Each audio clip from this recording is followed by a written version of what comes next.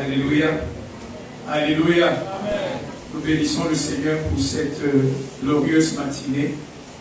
Depuis mardi, nous sommes là pour célébrer notre Pâques et pour nous réjouir dans tout ce que le Seigneur a fait pour chacun d'entre nous et pour son Église. Alléluia. Nous disons merci au Seigneur pour tous ceux-là qui se sont impliqués d'une manière ou d'une autre pour que cette semaine soit une semaine à la gloire du Seigneur. Alléluia. Il y a juste un seul point sur lequel on n'a pas beaucoup travaillé, c'est par rapport à l'évangélisation. Alléluia. Mais je crois que le Seigneur nous fera grâce. Et comme disait le pasteur Clarisse tout à l'heure, ce n'est pas seulement en Pâques que les chorales peuvent se mettre ensemble pour travailler. Il y a un merveilleux potentiel qui est à la disposition de l'Église, mais souvent nous privons l'Église de ce potentiel. Donc j'aimerais déjà vous annoncer qu'à la fin du mois d'avril, à partir du 27 jusqu'au 2 mai, on va avoir encore une semaine d'évangélisation. Et nous voulons que tous ceux qui ont travaillé les groupes en langue et chorales ne se relâchent pas, n'arrêtent pas de répéter, n'arrêtent pas de travailler parce que à la fin du mois, nous aurons encore un programme à peu près similaire. Alléluia. Alléluia. Donc ce matin, nous sommes là pour la grande finale et nous voulons partager ensemble la parole de Dieu en quelques minutes. Je voudrais parler ce matin sur le thème « Vivre les exigences de la nouvelle alliance ». Vivre les exigences de la nouvelle alliance. Alléluia. Alléluia. Disons ensemble vivre les exigences de la nouvelle alliance. Pendant toute la semaine, nous avons parlé de l'alliance et des bénéfices extraordinaires que l'alliance apporte dans nos vies. Par l'alliance que nous avons avec le Seigneur, nous avons une relation privilégiée avec notre Dieu. Alléluia. Nous avons une relation particulière. Nous avons une relation spéciale avec notre Dieu. Il y a des choses que d'autres ne profitent pas. Il y a des choses que d'autres n'ont pas. Mais que nous avons à cause de l'alliance que nous avons avec notre Dieu. Alléluia. La Bible nous dit qu'il y a une femme cananéenne dont la fille était tourmentée par le diable. Et elle est venue vers Jésus. Elle a passé le temps à courir vers le Seigneur en disant « Sauve ma fille, sauve ma fille ». Mais Jésus lui a dit « Non, tu n'as pas droit à ça. Ça, c'est le pain des enfants. Tu n'as pas droit à cela. C'est le pain qui est réservé au peuple de Dieu, aux enfants d'Israël, qui ont une alliance avec Dieu. Mais comme toi, tu n'as pas d'alliance avec Dieu, tu es exclu de ces grâces. Tu es exclu de ce pain. Tu es exclu de toutes ces bénédictions. Alléluia. Mais la Bible déclare que par la mort et le sacrifice de Christ à la croix, et par le sang qu'il a versé pour nous, nous qui étions hier des étrangers, nous qui étions hier exclus de l'alliance, nous qui étions hier exclus des promesses, des bénéfices, des privilèges de l'alliance, nous sommes aujourd'hui concitoyens des saints. Nous sommes aujourd'hui membres de la famille de Dieu. Les choses dont nous étions privés hier, aujourd'hui, nous avons la possibilité d'en jouir. Donc l'alliance nous met dans une relation spéciale et particulière. Alléluia. Tu es le chouchou de Dieu. Tu es le favori de Dieu.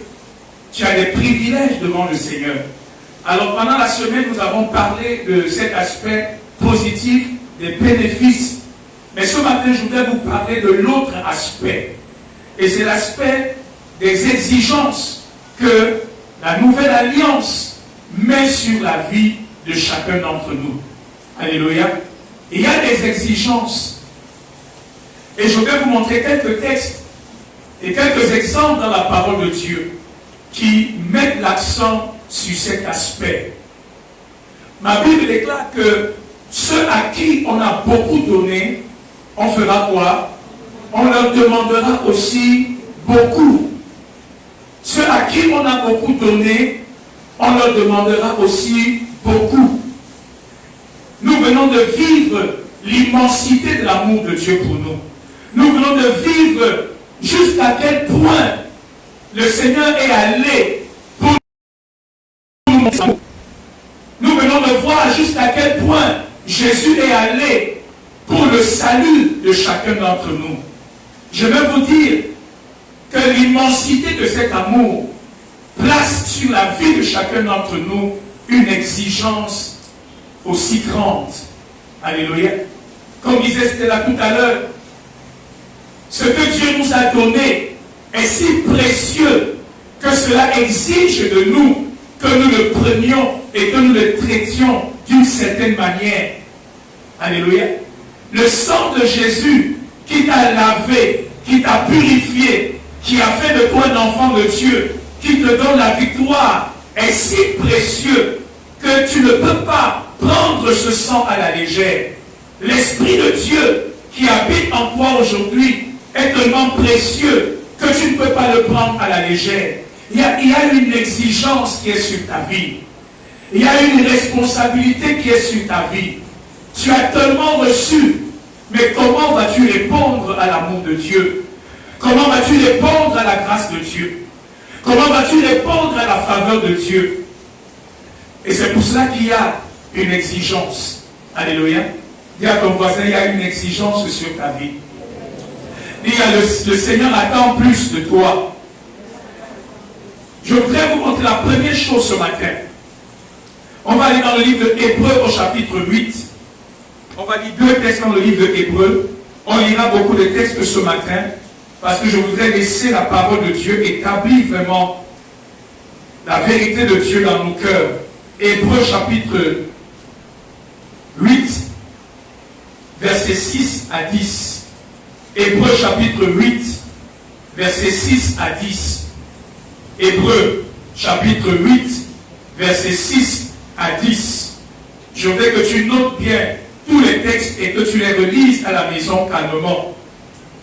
Hébreux 8, versets 6 à 10, il nous est dit, mais maintenant, il a obtenu un ministère d'autant supérieur qu'il est le médiateur d'une alliance plus excellente qui a été établie sur de meilleures promesses.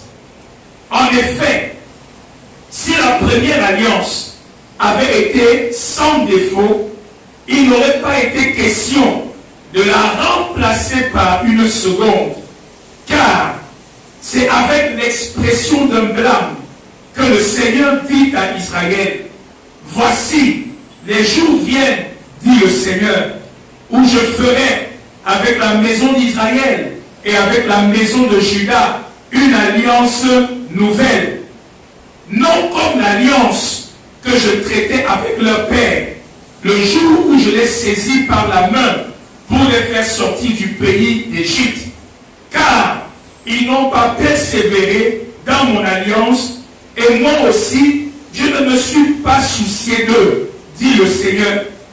Mais voici l'alliance que je ferai avec la maison d'Israël. Après ces jours-là, dit le Seigneur, je mettrai mes lois dans leur esprit, je les écrirai dans leur cœur, et je serai leur Dieu, et ils seront mon peuple. Alléluia. Lisons encore Hébreux chapitre 7, verset 22. Hébreux chapitre 7, le verset 22. La Bible dit, Jésus est par cela même le garant d'une alliance plus excellente. Alléluia.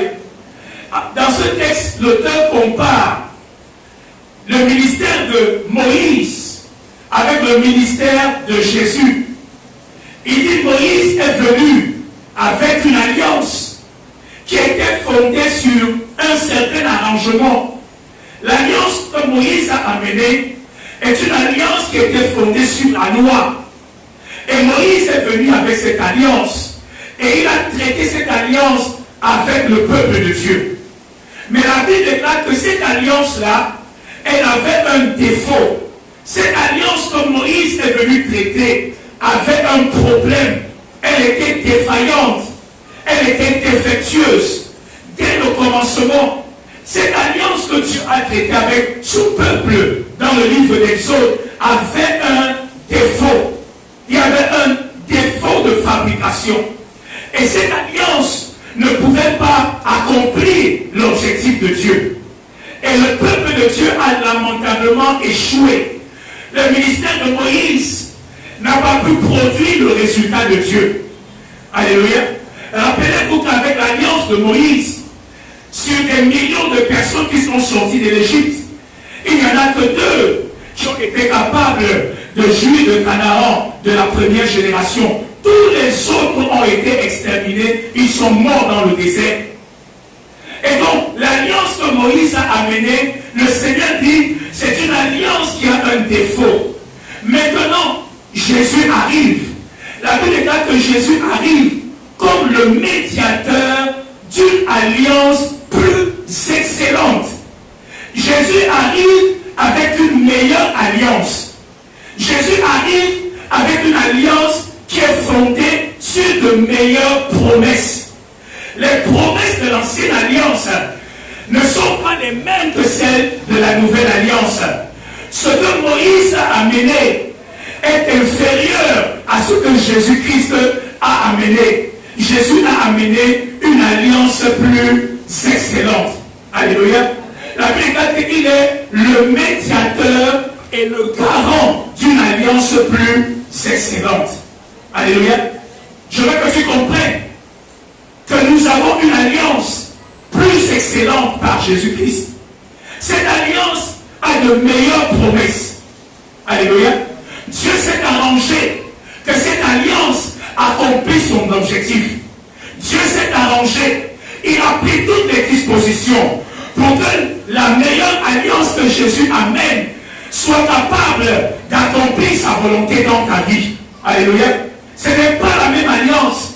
Ce n'est pas le même médiateur. Jésus arrive avec une alliance plus excellente. Alléluia. Dis avec moi une alliance plus excellente. Dis avec moi une alliance fondée sur les meilleures promesses. Et quelle est cette promesse? Quelle est cette promesse? Dieu dit, je ferai avec eux une nouvelle alliance. Pas comme celle que j'ai faite avec leur père. Mais c'est l'alliance que je ferai avec eux. Je ferai quoi? J'écrirai mes lois dans leur cœur. J'écrirai mes lois dans leur cœur. Alléluia. J'écrirai mes lois dans leur cœur. Voilà la nouvelle alliance que je leur propose.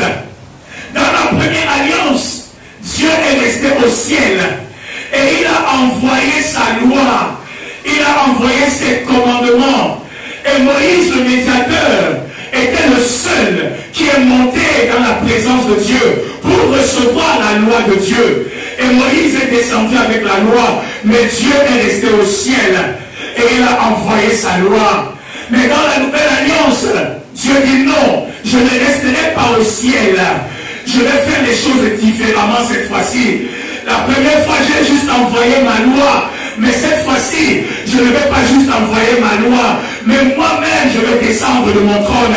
Moi-même, je vais quitter la montagne et je vais aller dans la vallée et je vais entrer en chacun d'entre eux. Je vais m'asseoir dans leur cœur. Je ferai de leur cœur mon habitation. Je ferai de leur cœur ma maison et mon esprit habitera dans leur cœur. Et c'est à partir de leur cœur où je vais m'établir, où je vais m'installer, que je vais commencer à œuvrer en eux, où je vais commencer à travailler dans leur cœur. Et je ferai en sorte qu'ils obéissent à mes commandements. Alléluia. C'est une alliance plus excellente. Alléluia. Je vais qu'on lise encore, je vais vraiment qu'on lise plusieurs textes ce matin. On va aller dans le même texte, mais dans le livre d'Ézéchiel, le chapitre 36. Ézéchiel, le chapitre 36. C'est là où nous voyons le fondement de cette nouvelle alliance par le sang de Christ. Le texte est long, mais je veux juste prendre quelques points. Ézéchiel chapitre 36, à partir du verset 22, Ézéchiel 36, à partir du verset 22.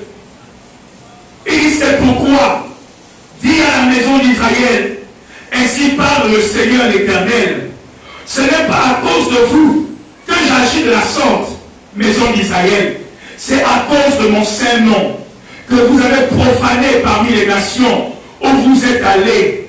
Je sanctifierai mon grand nom, qui a été profané parmi les nations, que vous avez profané au milieu d'elles. Et les nations sauront que je suis l'Éternel, dit le Seigneur l'Éternel, quand je serai sanctifié par vous sous leurs yeux. Israël a lamentablement échoué à sa mission. Ils étaient censés être le peuple de Dieu, une nation sainte à la gloire du Seigneur.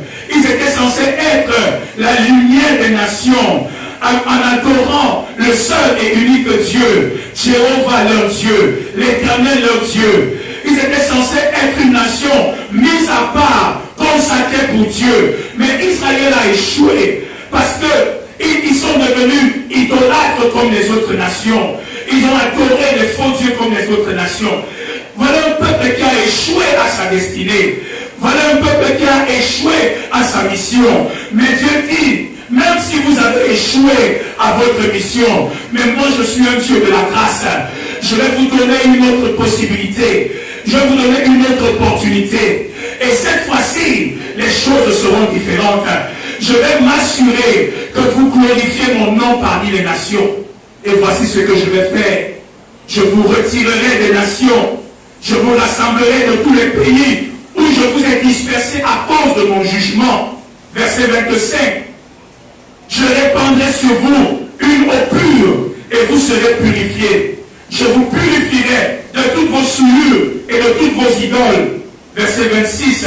Je vous donnerai un cœur nouveau et je mettrai en vous un esprit nouveau. Je ferai de votre corps le cœur de pierre et je vous donnerai un cœur de chair.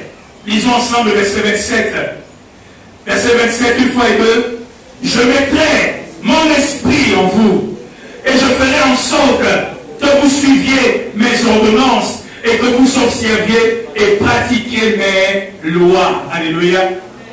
C'est pourquoi je suis venu dire à quelqu'un ce matin. Voilà la raison pour laquelle tu es destiné à réussir ta vie avec le Seigneur. Je suis venu dire à quelqu'un ce matin que la nouvelle alliance dans laquelle nous sommes entrés par le sang de Jésus, la nouvelle alliance que nous célébrons ce matin, c'est une alliance de la provision de Dieu. C'est une alliance par laquelle le Seigneur s'est engagé à remplir la vie de chacun d'entre nous de la grâce de son esprit. La nouvelle alliance, c'est une alliance de l'Esprit Saint. Alléluia. Dieu s'est engagé à donner à chacun d'entre nous, par le Saint-Esprit, la capacité divine, la provision divine. Dieu s'est engagé à donner à chacun de nous toutes les ressources spirituelles nécessaires pour qu'il puisse vivre la vie chrétienne. Tu me suis ce matin? Dieu s'est engagé. C'est ça la nouvelle alliance. Voilà l'alliance que je ferai avec eux. Je leur donnerai mon esprit. Est-ce que tu me suis ce matin? C'est pour ça qu'il y a une exigence dans ta vie. Parce que ce que tu as reçu est extraordinairement grand. C'est pour ça qu'il y a une exigence sur ta vie. C'est l'alliance de l'Esprit Saint qui est répandue dans la vie de chaque enfant de Dieu.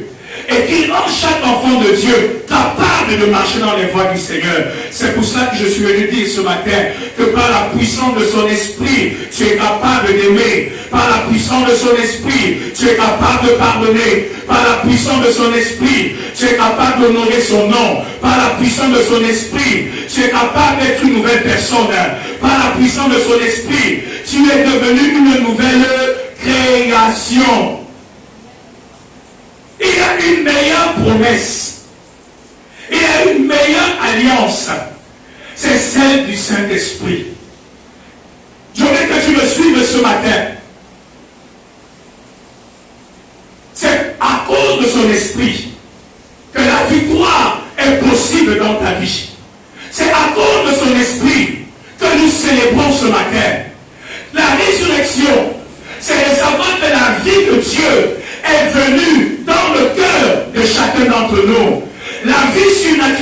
Dieu est venu dans le cœur de chacun d'entre nous.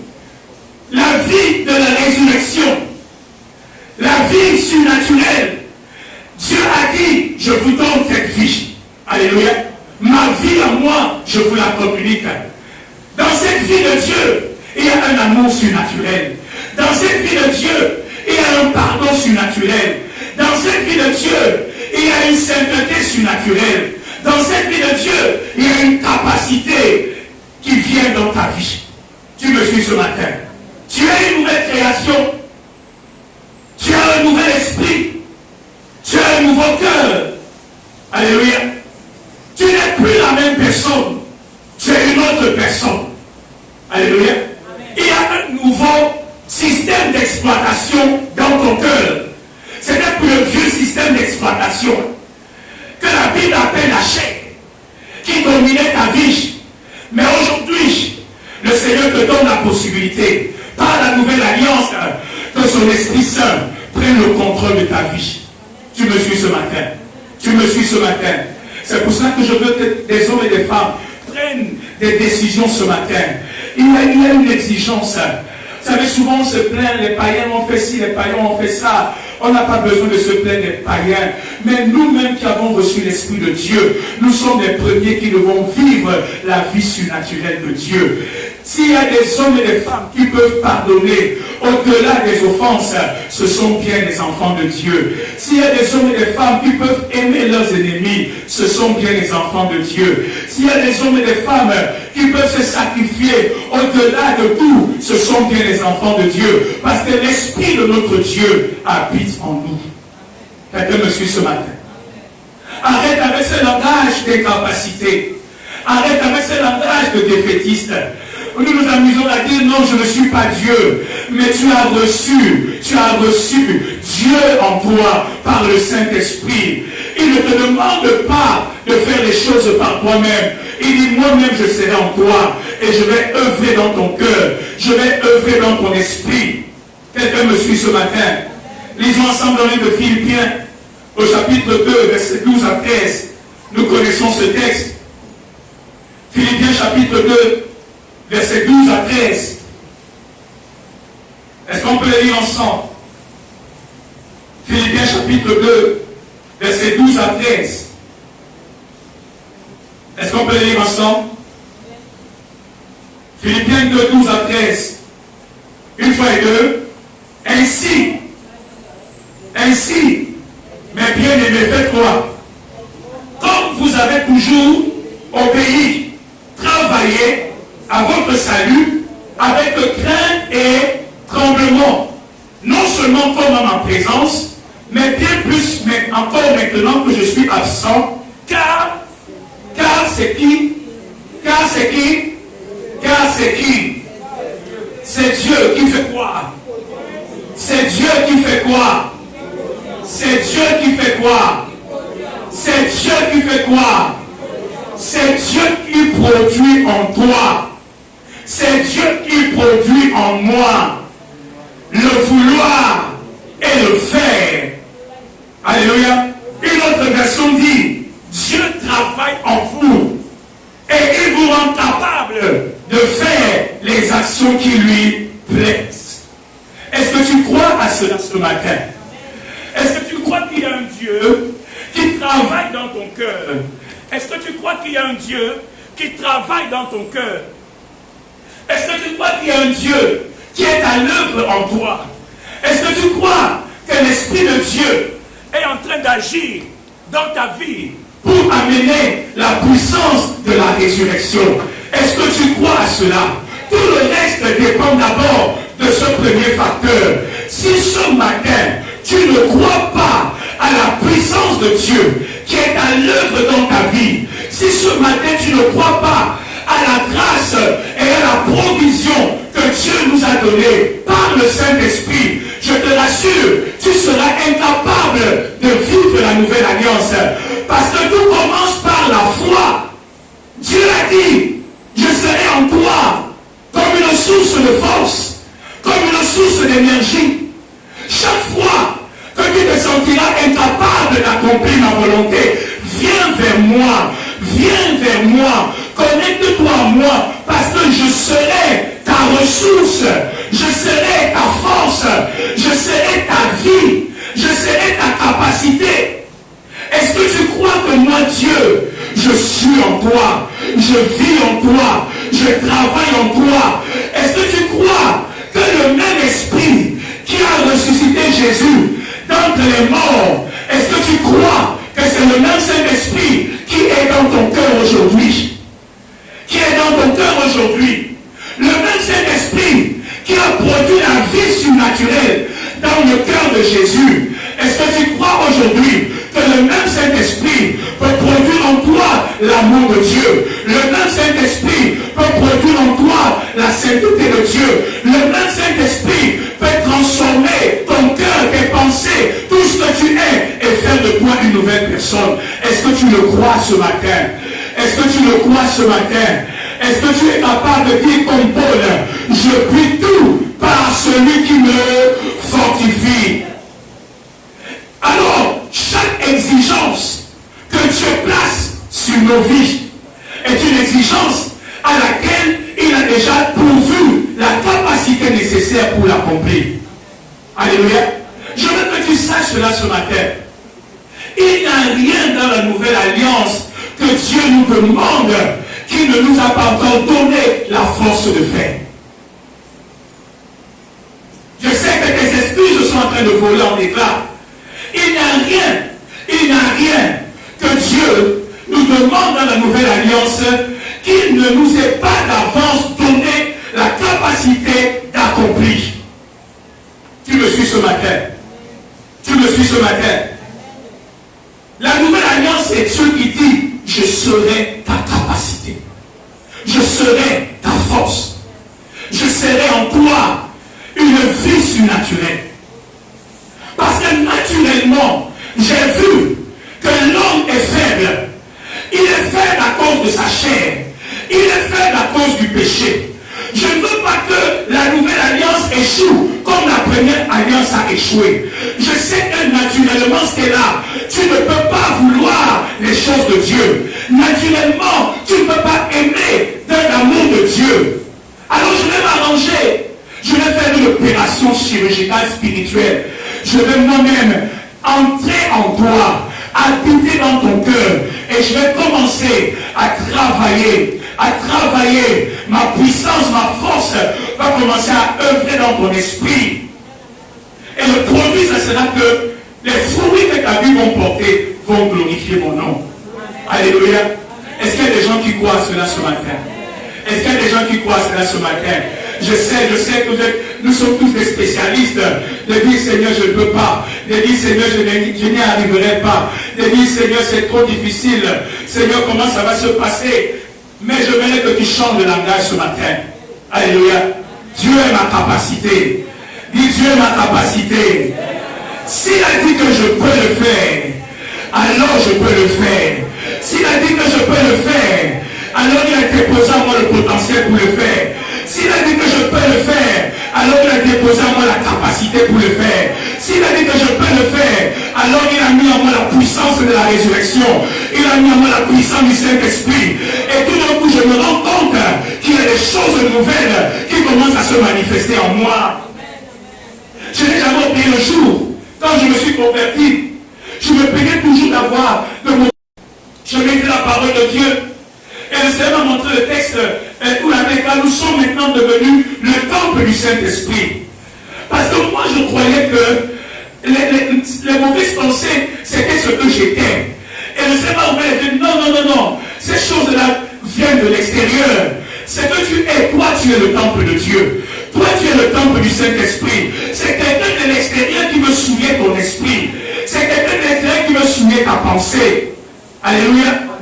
Et j'ai compris qu'en moi, il y a la puissance de Dieu. Je suis saint, je suis pur. Mais il y a quelqu'un qui veut me souiller. Mais j'ai en moi un esprit qui est plus fort et qui est capable de vaincre tout ce qu'il amène dans ma vie.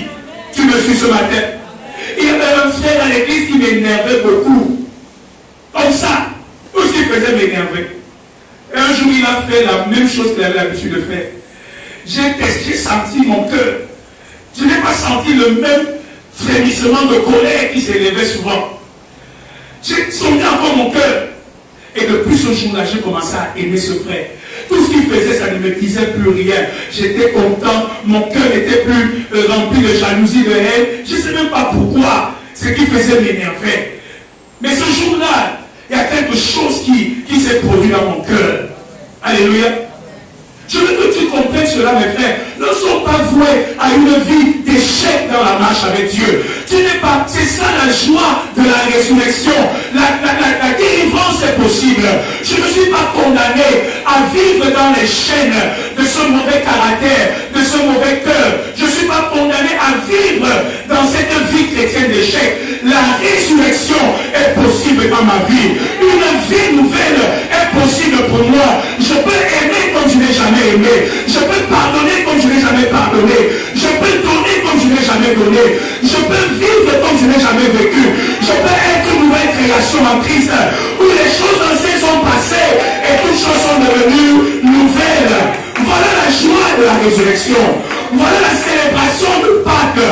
C'est que Marie peut être une nouvelle personne. C'est que Joseph peut être une nouvelle personne. C'est que Florence peut être une nouvelle personne. Vous les avez connus hier. Mais aujourd'hui, la puissance de la résurrection est entrée dans leur cœur. Et elles ont été transformées de l'intérieur. Ce n'est pas juste des paroles. Ce n'est pas juste une image. Ce n'est pas juste des rituels religieux. Mais quelque chose a changé en moi. Quelque chose a changé en moi. Mon logiciel a changé. Alléluia. Vous savez, en informatique, il y a ce qu'on appelle le système d'exploitation. Le système d'exploitation, c'est le code qui est dans la machine et qui va permettre d'installer les autres logiciels. Tu ne peux pas avoir le système d'exploitation de Apple et tu veux installer les logiciels de Windows. Et tu ne peux pas avoir le système Windows et tu veux installer les logiciels de Apple. Ne me regardez pas comme ça, si vous m'écrivez là, parce que s'il y a 2021, tu ne comprends pas ce que je dis quand je parle d'Apple et Windows. Ça veut dire que ce n'est pas seulement spirituellement que tu es largué, même momentanément tu es largué. Tu ne peux pas avoir le système de Windows opérant dans ton cœur et tu veux télécharger le logiciel de Apple. Mais Dieu a opéré, Dieu est le plus grand informaticien. Il est entré dans ton cœur. Il a dit par le Saint-Esprit, je change le logiciel, le système d'exploitation. Alléluia.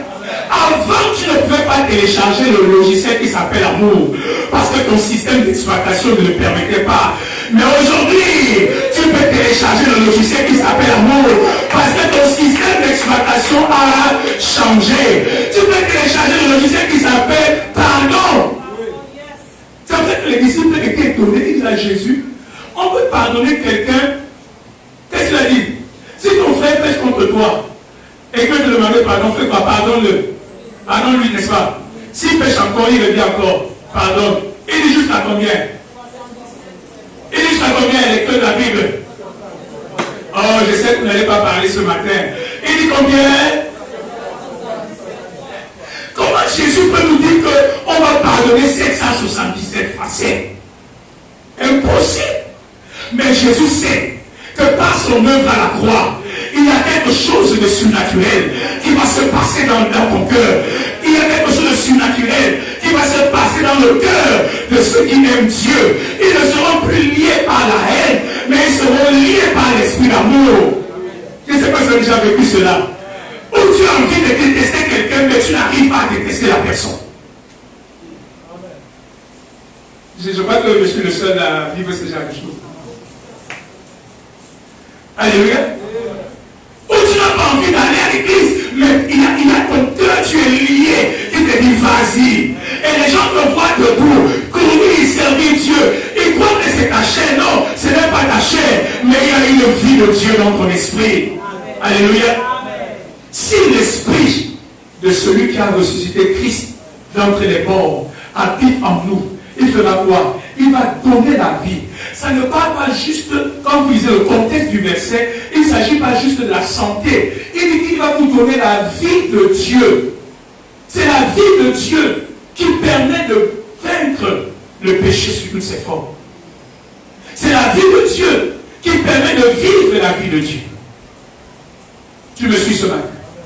Donc Jésus ne vient pas avec la loi, Jésus vient avec la puissance de sa vie. Jésus ne vient pas avec la loi, Jésus vient avec la vie. La vie avec grand V. Alléluia. Quelqu'un me suit ce matin. Donc le premier point, c'est vraiment cette foi dans la puissance de la résurrection qui est en nous.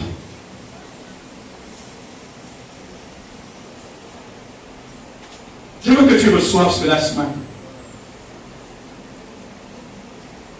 Je veux que tu le saisisses ce matin. À partir de ce jour, le Seigneur dans la nouvelle alliance s'est engagé que ce qui est impossible aux hommes sera possible en eux par la puissance de son esprit. Il sait toutes ces choses qui te sont impossibles. Il sait que de toi-même, toutes ces exigences, tu ne peux pas les remplir. Mais il a dit, je ferai mon œuvre en toi. Je ferai mon œuvre en toi. Tourne-toi vers le Seigneur par la foi. C'est pour ça que ton mariage peut tenir. Parce que l'amour que tu as dans ton cœur, ce n'est pas l'amour des hommes, ce n'est pas l'amour des femmes, c'est l'amour de Dieu qui est déposé dans le cœur. C'est pour ça que l'Église peut tenir.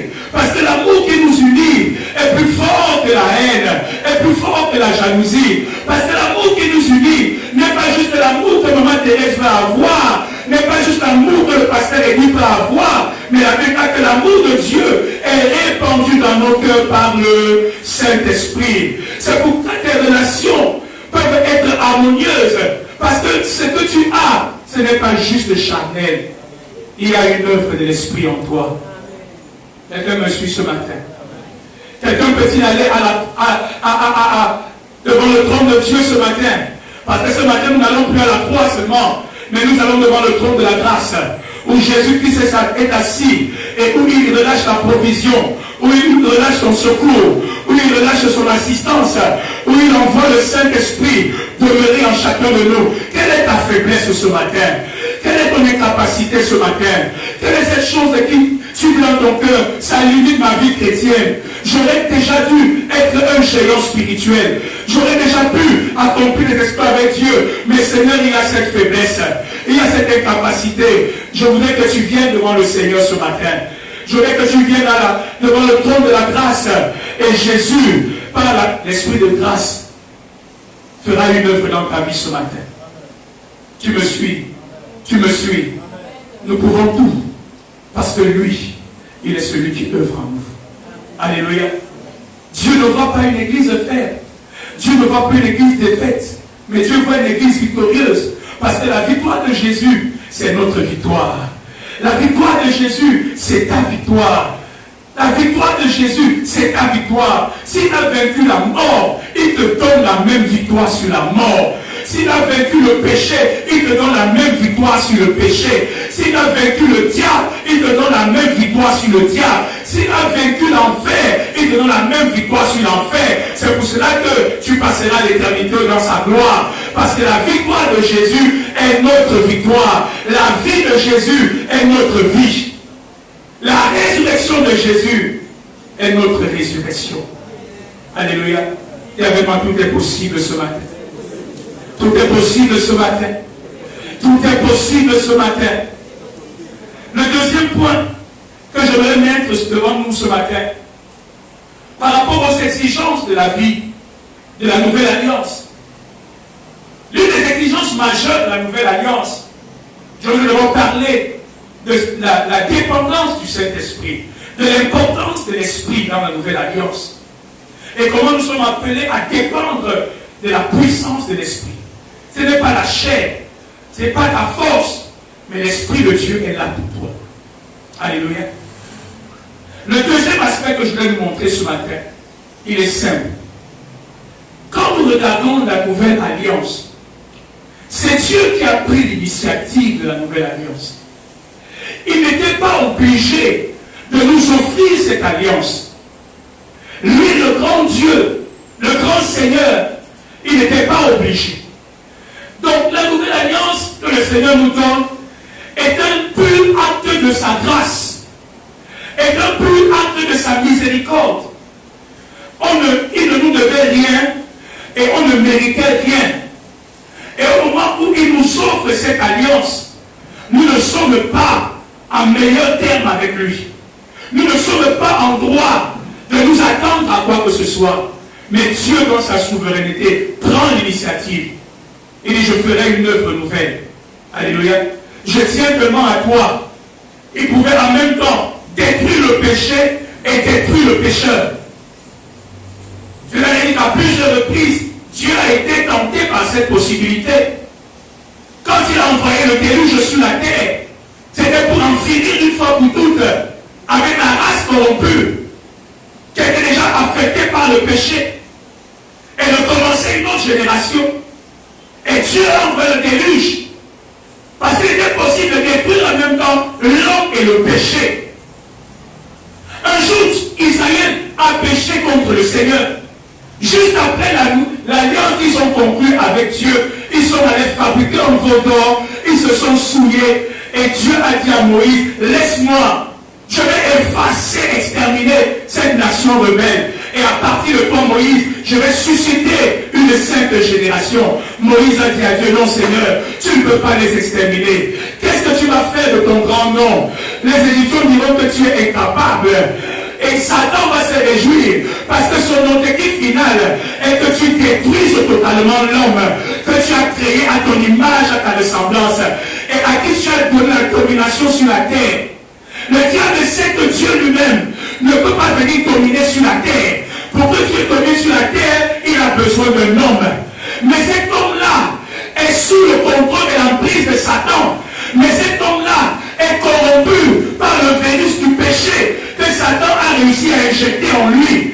Et si cet homme domine sur la terre, c'est la volonté et le règne de Satan qui vont être établis sur la terre.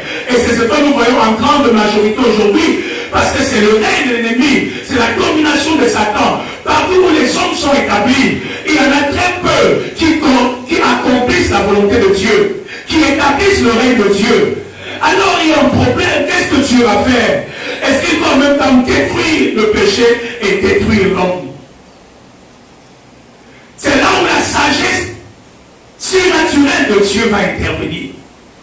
Comment retirer l'amertume du fruit sans détruire le fruit?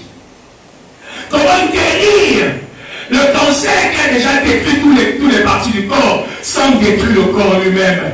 Il fallait le miracle de la sagesse et de la puissance de Dieu. Dieu a dit non, tu as de la valeur à mes yeux. Dieu a dit non, tu es important pour moi. Dieu a dit non, j'ai besoin de toi sur cette terre. J'ai besoin de toi dans cette famille. J'ai besoin de vous ici en Commandant. J'ai besoin de vous ici au Cameroun. Je vais faire en vous une œuvre surnaturelle. Même Satan sera étonné de la manière dont je vais m'y prendre.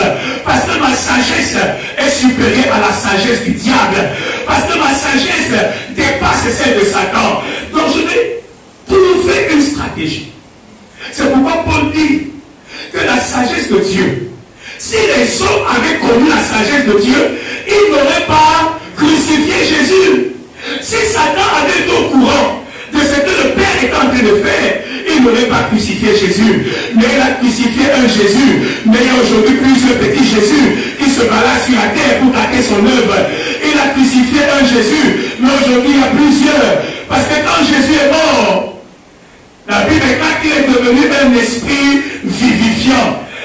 Quand il était sur la terre, il était à un seul endroit. Mais maintenant qu'il est ressuscité à la droite du Père, il peut envoyer le Saint-Esprit, son esprit habiter dans le cœur de chacun de ses enfants. Et nous pouvons accomplir la volonté de Dieu.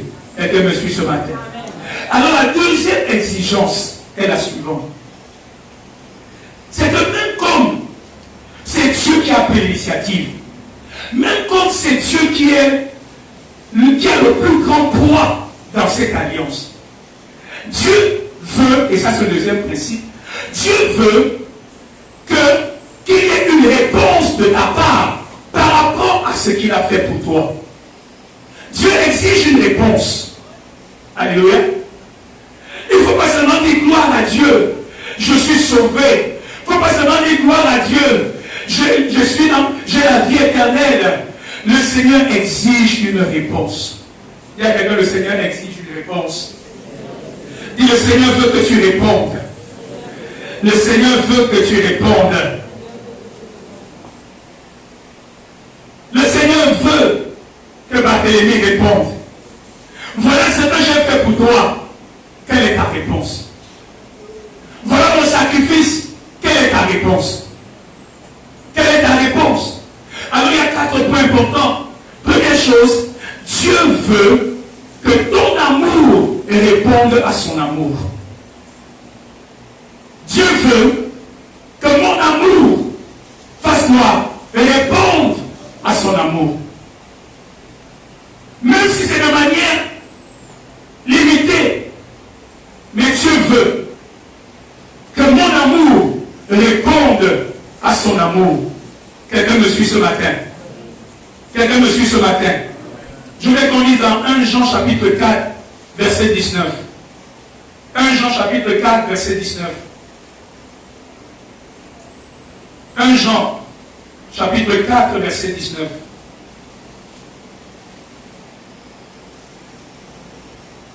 Jean chapitre 4, verset 19. Qu'est-ce qu'il dit?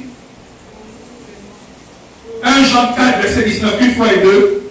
Pour nous l'aimons parce qu'il nous a aimés le premier. Donc Dieu veut que ton amour pour lui réponde à l'amour qu'il a pour toi.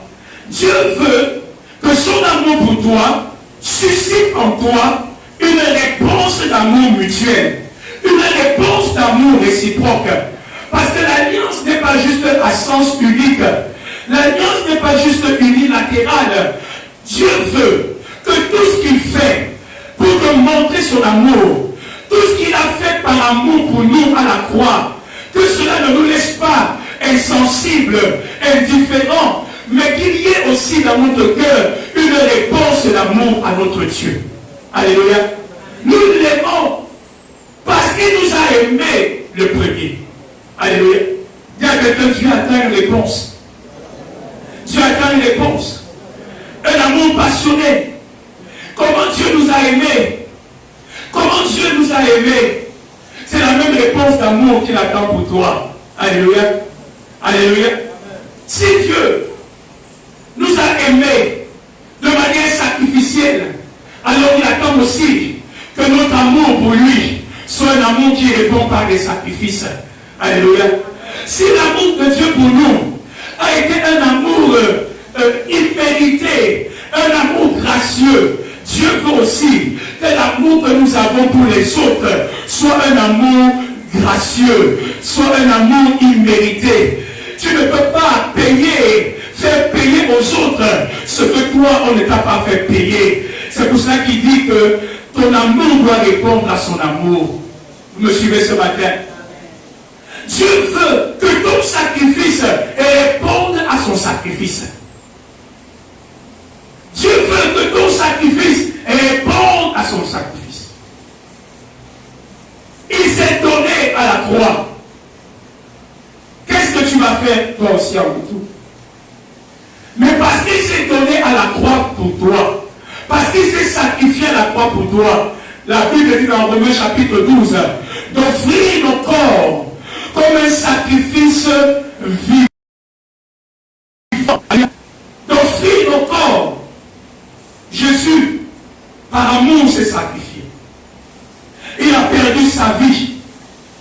Et il veut aussi, Église du Seigneur, que la marque de ceux qui sont dans une alliance avec le Seigneur soit une marque d'hommes et de femmes qui acceptent de mourir, qui acceptent de mourir, qui acceptent de mourir, qui acceptent de mourir à leurs intérêts, à leurs plaisirs, à eux-mêmes, qui acceptent de mourir. Mais comment tu peux mourir? Comment tu peux mourir si tu ne comprends pas que l'esprit de celui qui est mort est en toi? Alléluia. C'est par l'esprit que Jésus s'est offert dans le sacrifice. Et c'est le même esprit qui est en nous. Et qui t'amène chaque jour à te dire non, ne t'accroche pas à tes droits. Ne laisse pas les plaisirs de ce monde t'éloigner de Dieu. Meurs à ses désirs. Meurs à ses passions. Meurs à cette vanité. Meurs à cela. Alléluia. C'est cela la réponse que le Seigneur attend. Il veut que ton sacrifice réponde à son sacrifice. Le culte ne se passe pas le dimanche, mes frères. Le culte de dimanche, c'est le culte de l'église. Ou c'est le culte conventionnel. Mais le véritable culte, c'est Romains 12 qui me le donne. Lundi, comment je meurs à moi-même. Mardi, comment je meurs à moi-même. Mardi, mercredi, comment je laisse les intérêts de Dieu primer sur mes intérêts. Mercredi, comment je laisse les plaisirs de Dieu triompher sur mes plaisirs à moi. Vendredi, comment je laisse l'amour de Dieu triompher sur mon amour pour telle ou telle chose. Comment est-ce que chaque jour, je réponds à l'amour de Christ par le sacrifice de moi-même. Alléluia. Et ce n'est pas un sacrifice que je subis comme une contrainte, mais c'est un sacrifice que l'amour me presse de faire. C'est un sacrifice que l'amour me donne la force d'accomplir. Je dis, c'est par amour pour mon Dieu. Ne fais jamais quelque chose par amour pour quelqu'un. Mais la Bible déclare que l'amour de Dieu et la gloire de Dieu soit le fondement de tout sacrifice que tu fais dans ta vie. Je le fais à cause de Jésus. Je le fais à cause de l'amour qu'il a pour moi. Je te pardonne à cause de l'amour de mon Dieu. Je marche avec toi à cause de la gloire de mon Dieu. C'est par amour pour le Seigneur. N'ose jamais mettre un autre fondement. Jésus a dit à Pierre, Pierre, m'aimes-tu? Fais quoi? Si tu m'aimes, fais les brebis. Parce que le fondement de ton ministère, de ton amour, de tout ce que tu fais pour les autres, doit être le fondement, non pas de l'amour que tu as pour eux, mais de l'amour que tu as pour moi. Ils ne se sont pas sacrifiés pour toi, mais moi je me suis sacrifié pour toi. Que tout ce que tu fais, tout sacrifice que tu consens, toute mort à toi-même que tu acceptes de porter, que le fondement de cela soit l'amour immense que le Seigneur a eu pour toi. Alléluia. Que lorsque tu regardes la croix, que tu dises, est-ce que je peux refuser à celui qui m'a tout donné? Si aujourd'hui, pour la gloire de son nom, il veut que je marche ainsi, je le ferai. Et quand tu le dis de cette manière, l'Esprit de grâce vient t'équiper. Quelqu'un me suit ce matin? Pourquoi l'évangélisation a des problèmes? Je parle de nous doucement le premier. Pourquoi? Aujourd'hui, la Bible déclare que Jésus a porté le propre sur la croix. Injurié, méprisé, insulté. On a craché sur lui. Qu'est-ce qu'on ne lui a pas fait? L'histoire dit maintenant qu'il était sur la croix. Il est tout nu. Il a été dépouillé de tout. On l'a traité de maltraiteur. Et il a accepté l'opprobre public. Pourquoi? Pourquoi? C'était par amour pour toi et par amour pour moi. Lui, il a accepté publiquement d'être humilié et déshabillé. Mais nous, aujourd'hui, nous n'arrivons pas à porter son opprobre. Nous n'arrivons pas à porter la honte qu'il y a de parler de Jésus et de dire, moi je suis born again. Et de dire, non, moi je vais partager la parole de Dieu. Nous préservons notre dignité alors que lui, il s'est dépouillé de sa dignité. Nous préservons notre nom alors que lui, son nom a été insulté. On l'a appelé voleur, brigand. Mais toi aujourd'hui, quand on t'appelle Alléluia, ça te fait tellement mal que tu es obligé de te cacher. La Bible déclare que si Jésus est sorti, a souffert à l'extérieur de la porte, nous aussi devons sortir et accepter de porter le propre de Jésus. Ma prière ce matin que nous serons libérés. Il y a une réciprocité dans cette alliance. Ce qu'il a fait pour toi, il s'attend aussi à ce que tu fasses la même chose pour lui. Alléluia. Il dit, si tu confesses mon nom devant les hommes, moi aussi je ferai quoi? Je confesserai ton nom devant mon Père. Moi j'ai porté le propre pour toi. Mais toi aujourd'hui tu n'arrives pas à porter le propre pour moi. Tu te caches. Même à ton mari, tu es capable de vivre ta foi. À tes collègues, tu es capable de vivre ta foi. Au quartier, nous sommes incapables. Ici à Comodo, l'évangélisation est bloquée parce que nous avons peur des insultes. Mais cette année, par la grâce de Dieu, nous recevons, alléluia, la grâce de répondre à l'amour de Jésus. On l'a insulté. Si on m'insulte à cause de lui, peu m'importe.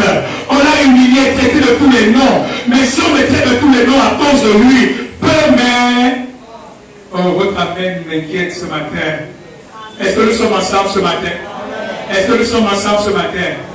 Je sais que le message est dur, mais je voudrais que ce matin, Dieu nous aide. Alléluia. Il y a une grâce qui vient dans la vie de chacun de nous lorsque nous comprenons que Dieu attend ma réponse.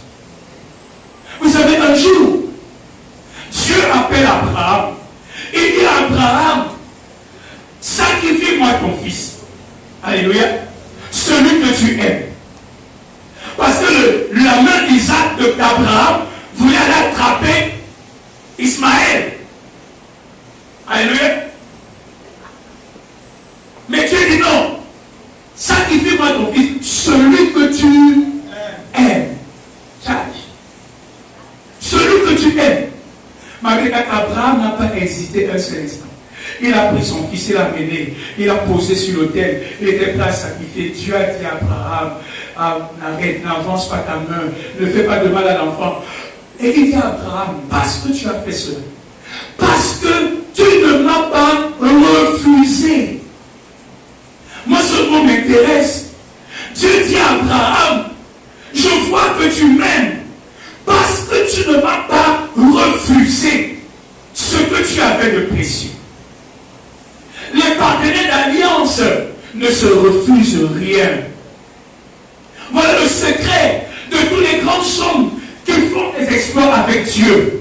Ils ont compris qu'en tant que partenaire d'alliance avec Dieu, tout ce qu'ils sont est à Dieu. Tout ce qu'ils sont est à Dieu. Et tout ce que Dieu est à eux. C'est un secret. Ça peut nous prendre du temps pour le comprendre.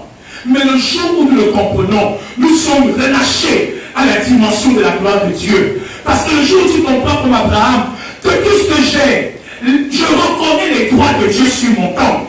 Je reconnais les droits de Dieu sur mon corps. Je reconnais les droits de Dieu sur mon argent. Je reconnais les droits de Dieu sur ma famille. Je reconnais les droits de Dieu sur mon corps, mon âme, mon esprit. S'il me dit mon corps t'appartient, alors mon corps lui appartient. Alléluia. Dieu dit parce que tu ne m'as pas refusé. Souvent je blague avec ma femme. Quand elle achète le coca, elle met au frigidaire. Je prends le coca, je me sers, je bois. Elle dit que mais tu ouvres seulement, tu bois. Je dis mais tu veux que je fasse quoi? Je veux ouvrir seulement, je bois.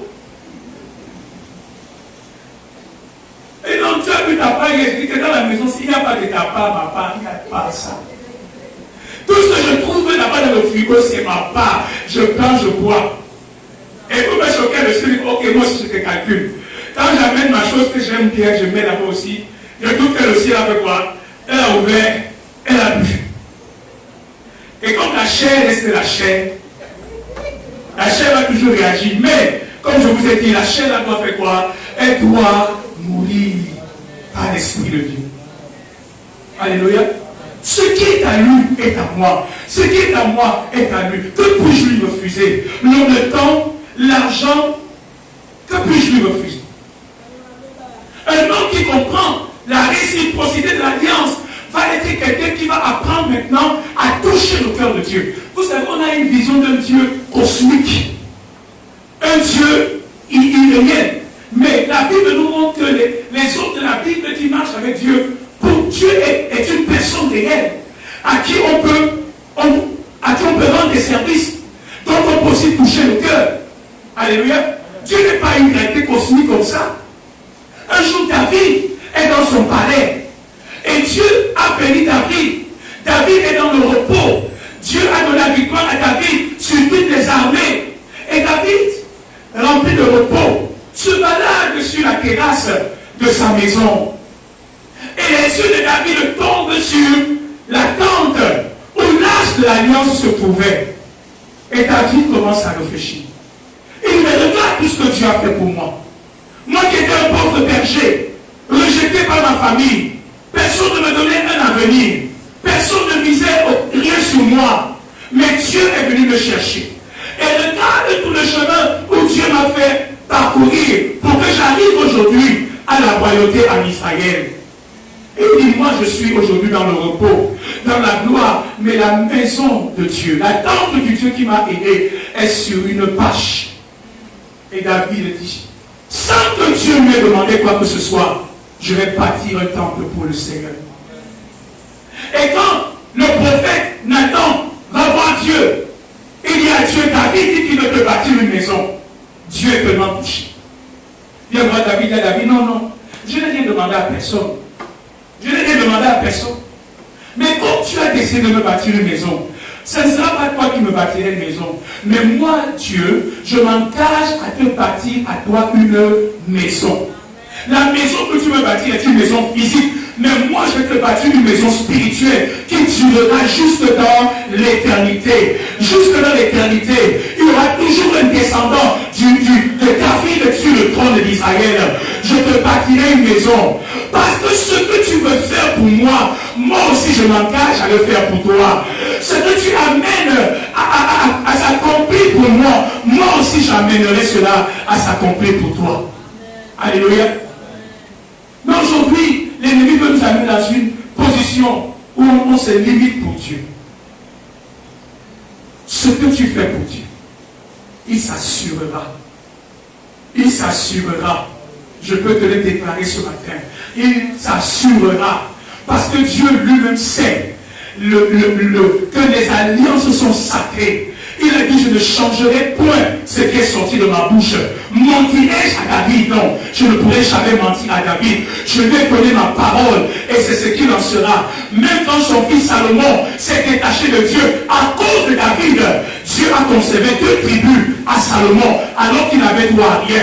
Parce que Dieu est fidèle à ses alliances.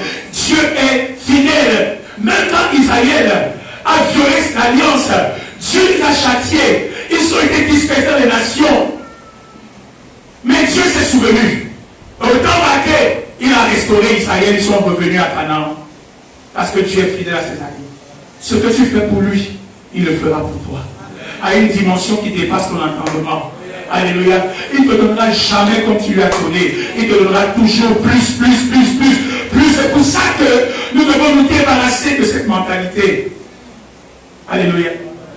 Il n'y a personne qui aura quitté son père, sa mère, pour moi, et qui ne reçoive au sanctuaire. Quelqu'un me suit ce matin. Je termine avec cette histoire. On raconte l'histoire d'un explorateur blanc qui était venu en Afrique. Et il avait des problèmes gastriques. Il ne prenait que du lait. Je ne sais pas si ça s'appelait, c'est Stanley ou c'est qui. Et il est venu avec des problèmes gastriques et il ne prenait que du lait. Alors il avait une chèvre de laquelle il pressait le lait pour boire. Et un jour, il est arrivé dans un village et il voulait évangéliser le village. Maintenant, le chef du village lui a dit, écoute, si tu veux parler de ton Dieu ici, il faut d'abord que toi et moi, on fasse une alliance. Et ils ont fait l'alliance avec le chef du village. Et le chef du village lui dit, écoute, quand on fait l'alliance, on s'échange des choses précieuses. On se fait des cadeaux précieux. Tu me donnes ce que tu as de plus précieux et je te donne ce que j'ai de plus précieux. Alléluia. Et quand je suis ton frère d'alliance, je veux que tu me donnes ce que tu as de plus précieux. Et je vois que cette chèvre-ci qui te produit du lait, c'est ce que tu as de plus précieux. Je veux la chèvre là. Mais l'histoire raconte qu'il a réfléchi. Il a dit, mais je vais faire comment? Comment je vais faire pour manger? Voilà la seule chèvre qui me produit du lait. Comment je vais faire? L'histoire raconte que finalement, comme il était seul, il fallait qu'il fasse le travail. Il a accepté de donner la chèvre au roi. Et le roi de ce village lui a donné en retour, lui, sa lance. Il a donné sa lance, il lui a dit porte ça. Et ils se sont séparés. Et quand cet explorateur a continué ses marches, il dit que partout là où il arrivait, dès qu'on voyait la lance de ce roi-là, parce que c'était un roi qui était connu et respecté dans toute la contrée, dès qu'on voyait la lance de ce roi, on savait que ce blanc-là avait pour partenaire d'alliance ce roi. Et tous ceux qui voyaient la lance du roi se prosternaient devant le blanc, s'agenouillaient devant lui et lui faisaient allégeance. Est-ce que c'est à lui qui faisait allégeance? Non, c'est au roi dont il possédait la lance. Et il est arrivé dans un village, il a dit, écoutez, moi je ne prends que du lait, est-ce que je peux avoir une chèvre? Mon frère, on lui a amené un troupeau. Un troupeau de chèvres, à partir d'aujourd'hui, c'est le troupeau de chèvres aussi qui va te nourrir du lait. C'est le jour-là qu'il a compris qu'il avait donné une chèvre, mais ce que le roi lui avait donné était infiniment plus grand que la maigre chèvre qu'il avait donnée. Maintenant, à tout moment, il pouvait avoir des troupeaux de chèvres parce qu'il avait la lance du roi. Quelqu'un me suit ce matin. Dis à quelqu'un, vivre les exigences de l'alliance de Dieu. Reçois ce matin la grâce de répondre à Dieu. De répondre à Dieu par la puissance du Saint-Esprit. Reçois ce matin la grâce de mourir à toi-même, de te sacrifier, de te donner par amour pour le Seigneur. Reçois la grâce de donner, d'aimer même ton ennemi. Reçois la grâce de pardonner au-delà de ce qui est humainement compréhensible. Reçois la grâce d'être une autre personne et de manifester la vie surnaturelle de Dieu dans tous les aspects de ta vie. Reçois la grâce de vivre l'alliance. De vivre l'alliance. Vous n'êtes plus deux, vous êtes un. Un. Ce qui est à toi est à Dieu. Et ce qui est à Dieu est à toi. Ce que tu fais pour lui, le Seigneur le fera pour toi à une dimension qui dépasse ton entendement. Alléluia. Est-ce que tu peux dire Amen à la prière ce matin? Est-ce que tu peux dire Amen à la prière ce matin? Dis, je reçois la grâce de vivre les exigences de mon alliance au nom de Jésus. Et ce matin, on va faire deux choses. La première chose, nous allons prendre le repas de l'alliance. La sainte scène de notre alliance. Son corps qui a été brisé pour nous. Son sang qui a coulé pour nous. Ce matin, nous sommes devant le prix immense que son amour a payé pour nous. Et c'est par cette notre issue que nous sommes aimés de Dieu. Et c'est par son rejet que nous sommes acceptés de Dieu. Et c'est par sa malédiction que nous sommes aujourd'hui bénis de l'Éternel. Et c'est par cette notre issue que nous sommes guéris de nos maladies. Je voudrais qu'on s'élève, on chante ce chant. Il a tout fait, Jésus a tout fait. Le roi des